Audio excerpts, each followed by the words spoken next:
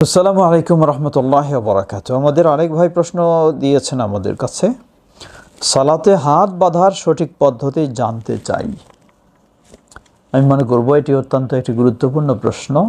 এখানে বিভিন্নজন বিভিন্ন রকমের মিসগাইড করে থাকেন, ভুল তথ্য দিয়ে থাকেন।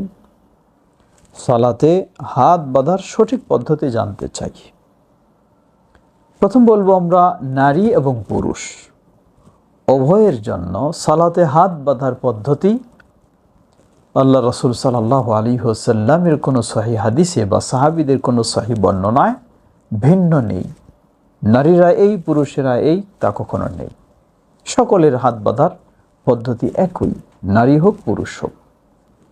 দ্বিতীয় আমরা বলবো, রাসূলুল্লাহ সাল্লাল্লাহু আলাইহি ওয়াসাল্লাম বলেন, সল্লু কামা রাআইতুমুনি উসাল্লি। তোমরা যেভাবে আমাকে দেখেছো সেভাবে সালাত আদায় করো। কেউ বলে থাকেন, আপনার ইচ্ছা, আপনি হাত বাঁধেন আর নাই বাঁধেন, বুকে বাঁধেন আর নাভির নিচে বাঁধেন, কোনো অসুবিধা নাই, পড়লেই হলো। এ কথা কখনোই সঠিক নয়, এটি ভ্রান্ত কথা। আল্লাহ রাসূল সাল্লাল্লাহু আলাইহি ওয়াসাল্লাম বললেন, সল্লু কামা রাআইতুমুনি উসাল্লি। তোমরা সালাত আদায় করো ঠিক সেভাবে যেভাবে আমাকে দেখেছ। তিনি হাত বেঁধেছেন, তাই স্পষ্ট সহিভাবে প্রমাণিত। তার যুগে সাহাবীদেরকে নির্দেশ দেওয়া হতো, তাও সহিভাবে প্রমাণিত, সহিহুল বুখারীতে প্রমাণিত। কিন্তু আপনি ইচ্ছা মতো বাঁধবেন অথবা নাই বাঁধবেন, এমন প্রমাণ আপনার কোথায়? এই মন গড়া কথা এভাবে কখনো বলা উচিত নয়।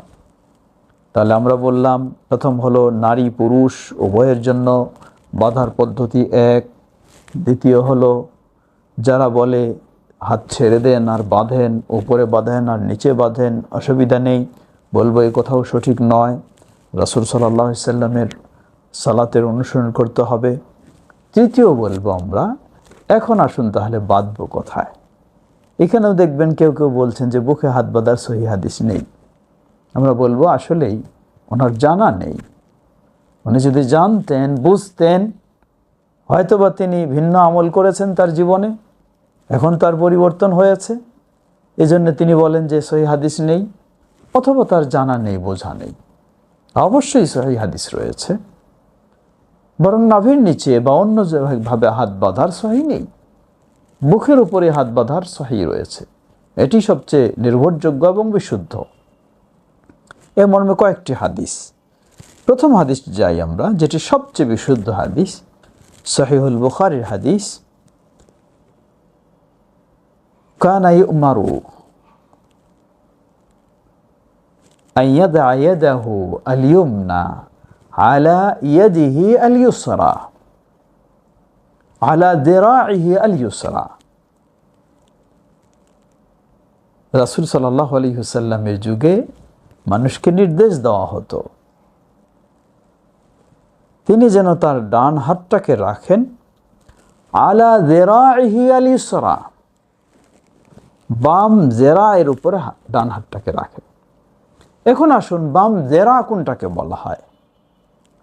সকল অভিধানে আপনি খুঁজে দেখুন, বাংলায় বলুন আর আরবিতে বলুন, এমনকি বাংলা একাডেমির সেই অভিধান, আরবি অভিধান, সেখানেও খুঁজে দেখুন, আপনি পাবেন জেরা বলা হয় হাতের মধ্যম আঙ্গুলের মাথা থেকে শুরু করে কোনই পর্যন্ত এই অংশটুকুকে জেরা বলা হয়। রাসূল সাল্লাল্লাহু আলাইহি ওয়াসাল্লামের যুগে মানুষকে নির্দেশ দেওয়া হতো ডান হাতটা বাম জেরায়ের উপরে রাখার। এটি হাদিস সহিহুল বুখারীর। এখন আপনি বাম হাত যদি এই ডান জেরায়ের উপরে রাখেন, অটোমেটিক হাত দুটো আপনার কোথায় যাবে? কখনো কোনোদিন কোনো ব্যক্তির এই হাত নাভির নিচে যেতে পারে না যখন জেরায়ের উপরে আপনি রাখবেন। জেরা বলা হয় এই অংশটুকুকে। তাহলে এই অংশের উপরে যখন হাত রাখবেন, অবশ্যই এই হাত নাভির উপরে আসবে, অবশ্যই এই হাত বুকের উপরে আসবে। এই হাদিস সহিহুল বুখারীর হাদিস, কোনো দ্বিমত নেই যে হাদিস সহিহ নয়। তাহলে যারা বলেন বুকে হাত বাঁধার হাদিস সহিহ নয়, নিশ্চয়ই এটি তাদের অজানার বিষয়, অথবা ভিন্ন চিন্তার মানুষ ছিলেন, সেই কারণে এগুলি বলে থাকেন। আমরা বলবো অবশ্যই সহিহুল বুখারীর হাদিস, যা আপনি অস্বীকার করার কোনো সুযোগ নেই। এক হাদিস। দ্বিতীয় হাদিস, যেটি সহিহ ইবনে খুজাইমার হাদিস, ওয়াইল ইবনে হুজর রাদিয়াল্লাহু তাআলা আনহুর হাদিস, যে নবী সাল্লাল্লাহু আলাইহি ওয়াসাল্লাম তার ডান হাতকে বাম হাতের উপরে রাখতেন, ওয়ায়াদউহুমা আলা সাদরিহি, অতঃপর এই দুটোকে বুকের উপরে রাখতেন। এই হাদিসের সনদে যদিও কিছুটা দুর্বলতা রয়েছে, কিন্তু ভিন্ন আগের হাদিসের সাথে যদি এই হাদিসকে, সহিহ বুখারীর হাদিসকে আর এই সহিহ ইবনে খুজাইমার হাদিসকে একত্রিত করেন, তাহলে এটাকে ওই হাদিসের সমর্থন পাবেন, যার ফলে আসবে বুকের উপরেই। সুতরাং এটিকে, এজন্য আহলুল ইলমগণ, মুহাদ্দিসগণ বলেছেন যে কিছু দুর্বলতা থাকলেও তার সমর্থক থাকার কারণে, অন্য সাক্ষী থাকার কারণে, শাহেদ থাকার কারণে সেটি সহিহ। তৃতীয়, আপনি যদি তাবেঈদের থেকে দেখেন, প্রসিদ্ধ তাবেঈ তাউস, যিনি প্রসিদ্ধ বড় তাবেঈদের মাঝে, যার এই বর্ণনা, তিনি বলছেন হাত দুটো, ডান হাত বাম হাতের উপরে রেখে বুকের উপরেই হাত বাঁধার হাদিস। সেটি হাদিসটি আবু দাউদের মুরসাল হাদিস। কিন্তু মুরসাল হাদিস এর হুকুম কি? মুরসাল হাদিসের হুকুম, যদি তার এই ধরনের সমর্থক পাওয়া যায় তাহলে সেটি গ্রহণযোগ্য। সুতরাং আমরা বলবো, হাত আপনি দুটি বাঁধবেন বুকের উপরে, নারী হোক পুরুষ হোক সকলেই। বুকের উপরে কিভাবে বাঁধবেন? বুকের উপরে বাঁধার কয়েকটি দিক আমরা বলতে পারি। অনেক বর্ণনার আলোকে সমন্বয় করতে গেলে আপনি ডান হাতের কবজি এবং বাম হাতের কবজি বরাবর এইভাবে আপনি রাখতে পারেন, অথবা আপনি সম্পূর্ণ অংশকে এভাবে রাখতে পারেন, অথবা কোনো বর্ণনায় এসেছে সেটিও সহিহ, এই হাত দিয়ে আপনি এই হাতটাকে ধরবেন, ধরেও আপনি এভাবে বুকের উপরে রাখবেন। এই তিন পদ্ধতিতেই আপনি রাখতে পারেন। কিন্তু প্রচলিত যে বলা হয় তিনটি আঙ্গুল এইভাবে থাকবে আর দুটো দিকে ধরবেন, এটি খেয়ালি কথা। এর মর্মে এই বিষয়ে স্পষ্ট কোনো সহিহ বর্ণনা নেই। আল্লাহু তাআলা আ'লাম। এটি সহিহ।